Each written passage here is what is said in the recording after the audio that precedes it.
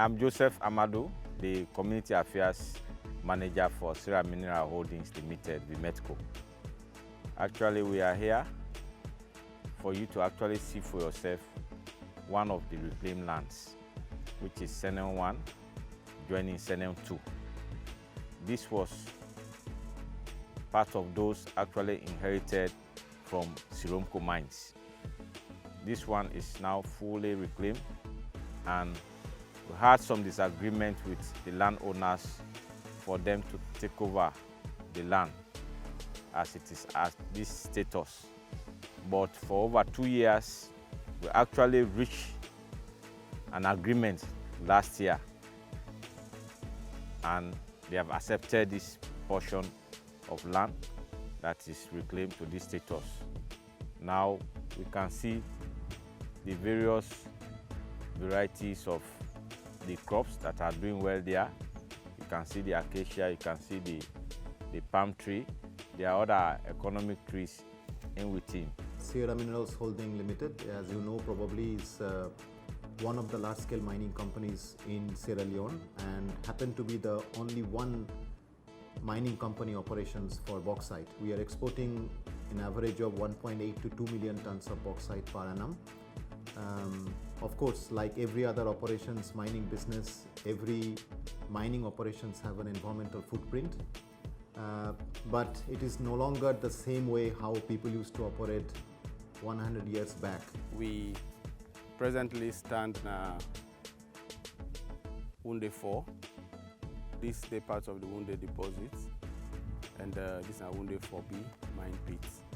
And basically what we try for do now is for upkeep with rehabilitation. This area we established inside 2017. So actually now 2 years vegetation we look at. We challenge with so many factors. You go see in some zone of the block, we get a good turnover, production and growth rates of the seedlings. The plantation of the red timber, the bachi stick, then don't grow very well. The rubber is challenged with a few issues. One, that they uproot the seedlings, and secondly, we get some infestation of fungus, and also we get small rodents where they break off the young branches of the seedlings. We have also other operations we are doing. So we do believe in reputation, and reputation and image of the company matters. So as a professional, as an accountable person of this operation, we will not endeavor to do something which will tarnish our image, and we'll definitely look after the community, look after the environment, as much as we are here for a purpose, which is business. The types of species that we plant for do a comparative analysis of the survival rates. We plant rubber tree. This rubber, now specifically a request from the chief and the community. We plant 5,000, and so far we get a survival rate of 4,300. Then we get baji, we at the red timber. That one they grow, we plant 500 and we end up for get 380. So it's relatively good for the community, and we get for to do additional planting. Some areas they where we plant acacia for a woodlot trial, make sure so they get provision for charcoal production and waiting. We get 800 sticks, and out of that we get about 550 we survive so far. We always get for the do addition as we go along with the rehabilitation process. Then because of the environmental impact we don't want let it be too huge, this same material we push on overboarding and topsoil, now we take for reclaim the immediate pit where we dig.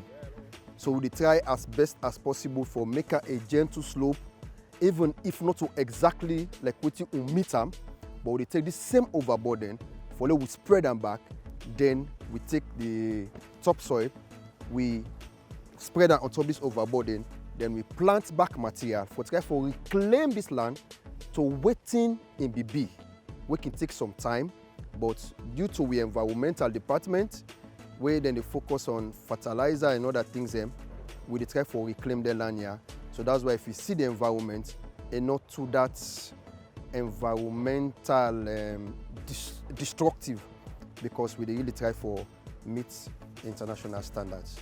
So this na Vimetco, basically. Geology don't confirm say there's no more owner here, no economic interest.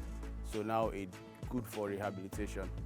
We don't rehabilitate some portion, the remaining portion we still get areas for reduce the walls. And we get some replanting for do in between the spaces where the survival rate of the seedlings is very low. So that now what we do currently. Then we do fertilizer application for some of the seedlings when they do well at all, and replacement planting. Ideally speaking, this is a normal practice in the industry and all over the world. Whenever you go and disturb one land, you go back after you finish your mining, you go back, not only because of environmental point of view, but also for safety point of view. If you dig a hole, you cannot leave it open. You have to close it somehow. So ideally speaking, wherever we mine, we should go back and rehabilitate and reclaim it, put the revegetation back and hand over to the community who are being affected. But there are occurrences and situations whereby if you do not have the opportunity to do the rehabilitation the same place, you are always welcome to identify another area as a biodiversity offset, which we have done very recently. One of our river fleet got sunk along the transshipment route to the Boifo. And as a part of agreement with EPA, since we cannot do there nothing because it is under the water, we had to do a biodiversity offset project. So we had to identify equal amount of area, acreage, and go and develop that area, put some economic stuff there so that people can be benefited, and that will become like a biodiversity offset project. So all the citrus species that we introduced, we are taking and planted in the backyard.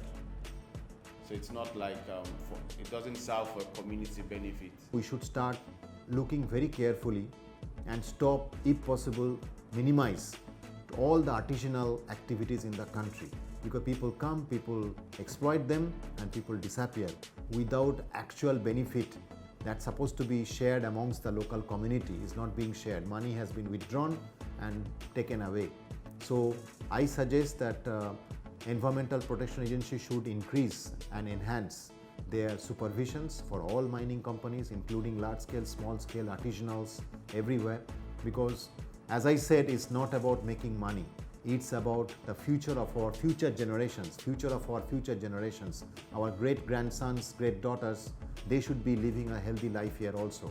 So it is very important. If we do not act today responsibly, somebody will be not happy tomorrow. They will be blaming us. Look, my father, my grandfather, how they behaved, how they acted on these situations which we are facing today, all these issues. So I believe our objective should be, if you want to mine responsibly, make sure it is something sustainable, something that can create actual value to yourself, to the nation, and to your shareholders.